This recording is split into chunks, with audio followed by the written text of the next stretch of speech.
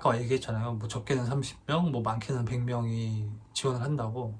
근데 내가 경력자 중에 이렇게 바꿔갖고 지원을 하는 사람이 단 한 명도 못 봤어요. 안녕하십니까, 성씨입니다. 오늘은 게임회사 취업 중에 뭐 서류 지원에 대해서 이야기를 좀 해보려고 해요. 자, 우리가 어딘가에 이제 취직을 하려면 이력서를 먼저 지원을 하잖아요. 게임회사는 기본적으로 이 게임잡이라는 사이트를 다 통하게 돼 있어요. 게임잡을 통해 갖고 뭐 공고를 올리고 거기에서 직접 지원을 받아 갖고 사람들을 뽑는 회사도 있고, 근데 최근에는 회사 사이트에서 채용 공고를 올리고 뭐 지원서를 그 채용 사이트에서 직접 받는 그런 회사들도 기본적으로 되게 많이 생겼는데, 이런 회사들도 똑같이 게임잡에다가 채용 공고를 올리고 그 다음에 이제 그 채용 공고에다가 회사 그 채용 공고 페이지 링크를 걸어둔단 말이에요. 그렇기 때문에 모든 게임 회사의 그 채용 공고는 게임잡을 통하게 돼 있다고 볼 수 있기 때문에, 오늘은 게임잡을 통해서 구직 활동을 할 때 이 구직자들이 쓴 이력서가 그 채용을 하는 사람 입장에서는 어떻게 보이는지에 대해서 이야기를 한번 해볼까 합니다. 자, 이제 게임잡에서 구직 활동을 하기 위해서는 일단 게임잡에 이력서를 작성을 하겠죠.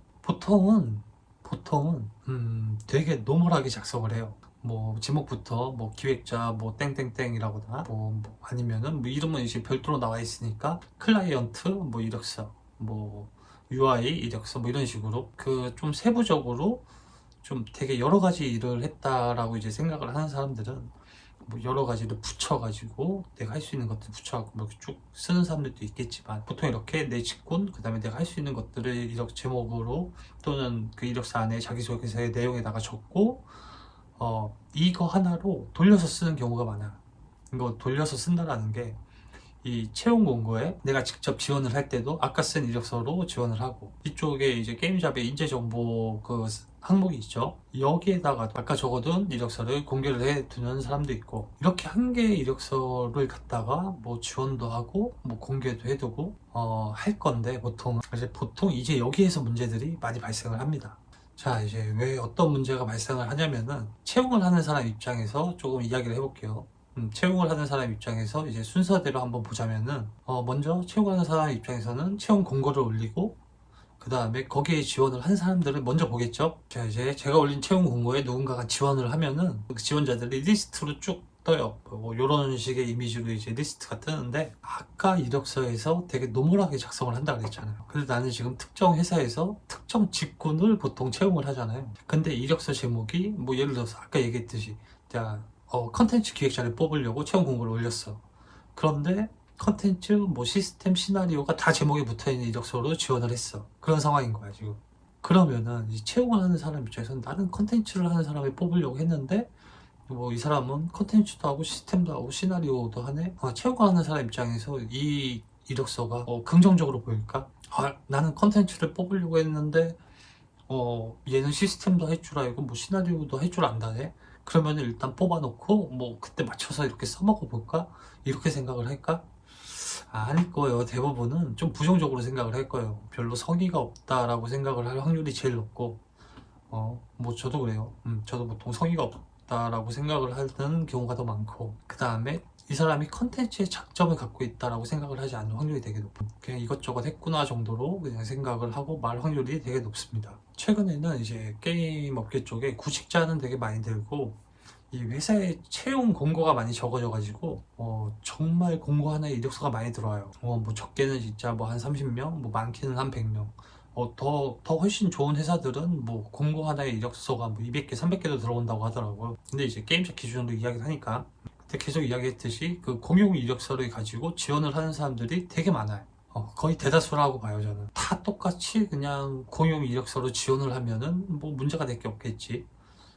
근데 누군가가 그 이력서를 하나 복붙을 하고 제목을 바꿔서 지원을 했어. 예를 들어서 뭐 다들 아실만한 뭐 NC소프트야.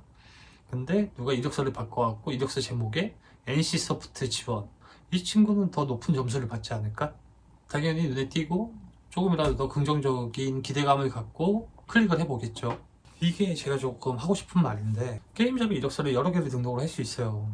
그러니까 잘 뭐 공용으로 하나를 써놨으면은 내가 어딘가에 지원을 하려고 할 때 그걸 하나 복사해 갖고 이제 제목만 내가 지원을 하려고 하는 회사에 그 이름을 붙여 갖고 제목을 달아주고, 자기소개서의 최상단에 내가 이 회사를 지원을 하는 이유에 대해서 적어주고, 이 정도만 해줘도 저는 다른 그 수많은 사람들보다 충분히 플러스 점수를 먹고 이제 시작을 할 수 있다고 생각을 하거든요. 이게 되게 별거 아닌 것 같잖아요. 근데 아까 얘기했잖아요. 뭐 적게는 30명, 뭐 많게는 100명이 지원을 한다고.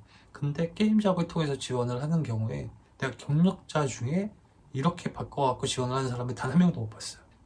물론 뭐 우리 회사를 뭐 상대적으로 얕잡아 봐서 그럴 수도 있다라고 생각을 하지만 정말 못 봤거든요. 근데 누군가가 이렇게 한다? 저는 그러면은 되게 높은 점수를 주고 긍정적으로 검토를 할 것 같아요.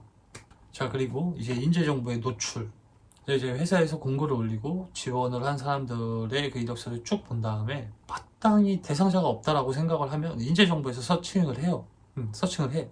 그래갖고 실질적으로 뭐 이제 인사팀을 통해갖고 면접 제의를 보낼 때도 있고. 자, 근데 이거를 아마 구직 활동만 하거나 아직 직접 채용을 해보지 않으신 분들은 잘 모를 것 같은데, 이 인재정보에 올라가 있는 이력서를 이 회사 계정도 이제 열람을 하려고 그러면은 돈이 들어가요. 이게 꽤 비싸. 한 명을 볼 때 한 명 그 이력서를 열람을 하려면은 한 1,000원이 넘게 들어갈걸? 그리고 이게 게임 잡에서 일단 결제를 해야 되는 거잖아요. 근데 이게 기간이 정해져 있어요.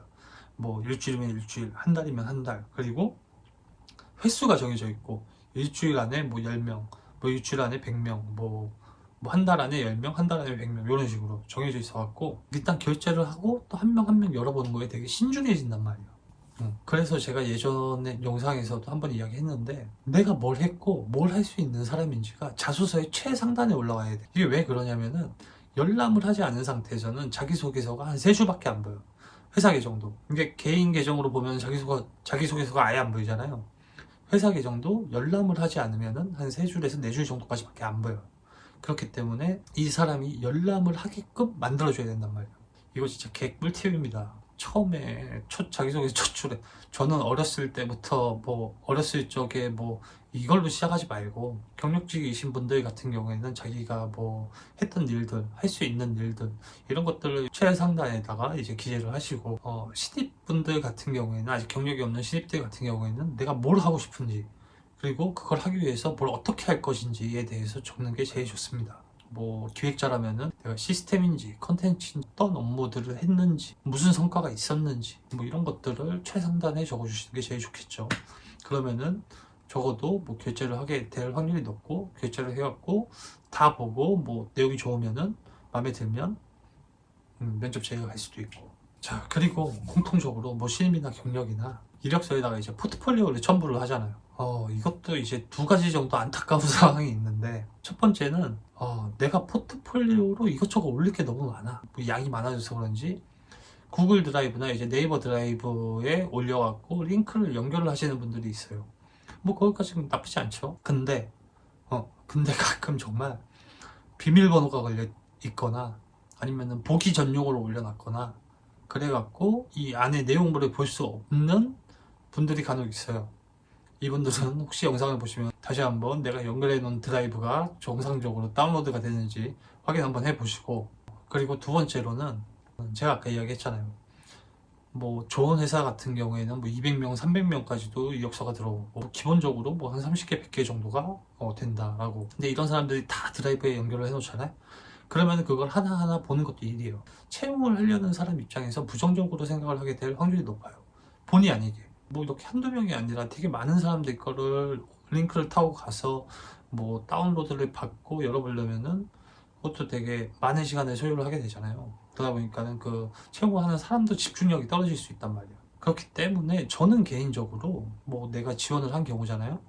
내가 지원을 한 경우라면 그 지원을 하는 직군에 맞는 딱 맞는 뭐 포트폴리오 한 2개 정도 그냥 PDF를 따갖고 직접 PDF를 첨부를 해라. 그러면은 뭐 클릭 한번 하면은 바로 페이지 열리면서 볼 수 있으니까, 그냥 그렇게 딱 그 직군에 맞는 포트폴리오 한 2개 정도, 그 다음에 경력 기술서 정리해 놓은 거 있으면은 그거 하나 정도, 그렇게 해갖고 한 3개 정도만 딱 올리는 게 가장 베스트라고 생각을 합니다. 물론 이거 말고도 뭐 기본적으로 자소서도 잘 써야 되고, 경력이실 경우에는 그 경력 관리도 잘 했어야 됐을 거고, 뭐 여러 가지 기타 부수적인 것들이 또 많이 잘 따라와 줘야 되지만, 기본적으로 이 시작을 하는, 출발을 하는 그 입장에서는 제가 말씀드린 이 정도만 해도 뭐 충분히 좋은 점수를 받고 뭐 이력서를 열람을 하거나 포트폴리오를 다 열어본다거나 하는 정도까지 나를 업할 수 있다고 생각을 하니까, 오늘 내용 중에 좀 도움이 될 것 같다라고 생각을 하시면은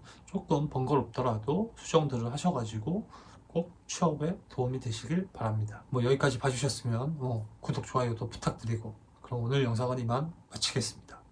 감사합니다.